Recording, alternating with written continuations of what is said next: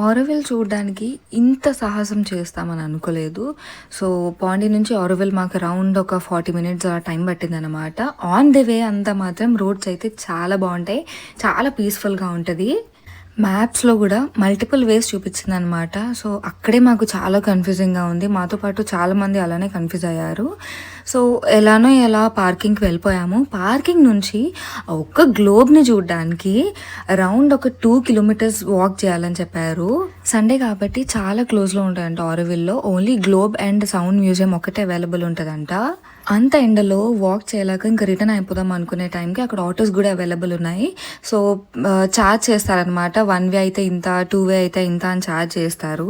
Luckily ఆటోస్‌లో వెళ్ళాం కాబట్టి మాకు చాలా ఈజీ అయింది.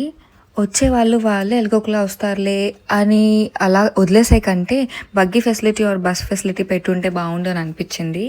సబ్స్క్రైబ్.